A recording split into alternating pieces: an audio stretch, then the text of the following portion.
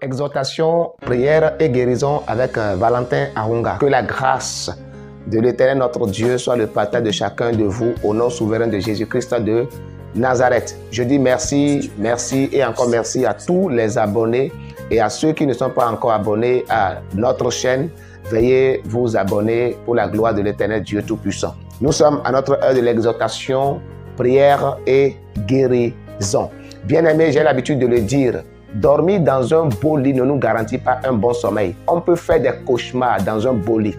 On peut avoir des mauvais rêves, être tourmenté dans un beau lit, dans une belle maison. Donc, habiter dans une belle maison ne nous garantit pas la sécurité.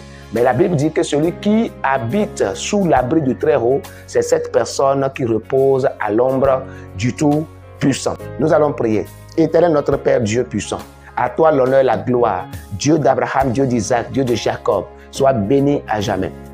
Merci pour cette heure que tu nous accordes. Merci pour ce temps-ci que tu as choisi de faire du bien à cette personne qui m'écoute actuellement. Que ton nom soit béni, glorifié au nom de Jésus-Christ de Nazareth. Amen. Ma vidéo, cette fois-ci, va se focaliser sur la stérilité dans tous ces domaines.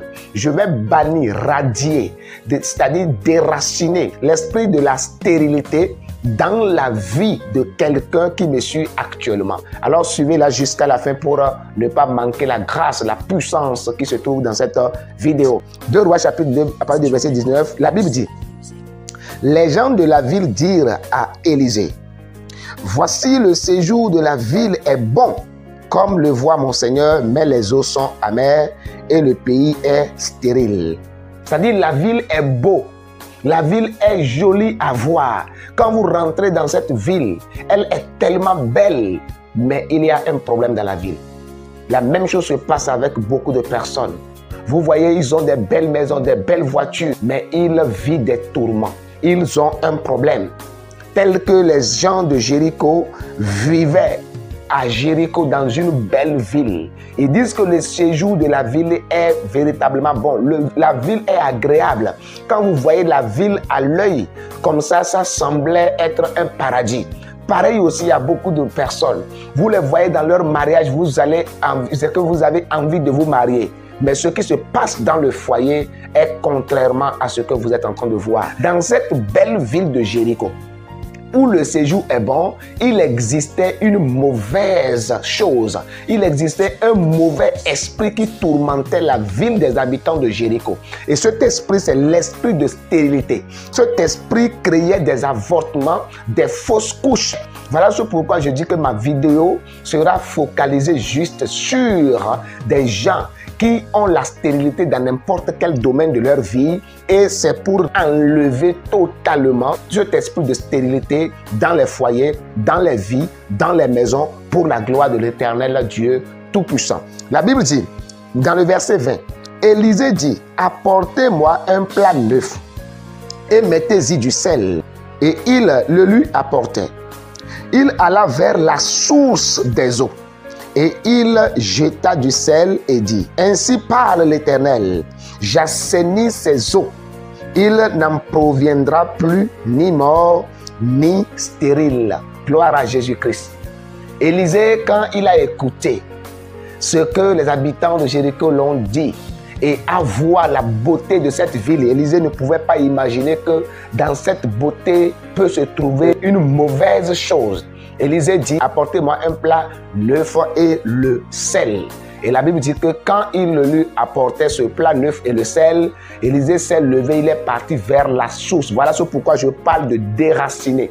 Ce n'est pas couper les branches de la stérilité de votre vie. Ce n'est pas couper les feuilles de la stérilité de votre vie, mais cette prière que je vais faire va déraciner la stérilité dans tous ces domaines, dans la vie de quiconque m'écoute au nom de Jésus-Christ de Nazareth. Élisée est parti à la source de cette eau qui crée ces problèmes dans cette ville, de cette eau qui donne la stérilité aux habitants de Jéricho, de cette eau qui crée les mauvaises choses dans la vie des habitants de Jéricho pour assainir. Alors ici, le plat neuf Et le sel est le symbole divin de la sanctification.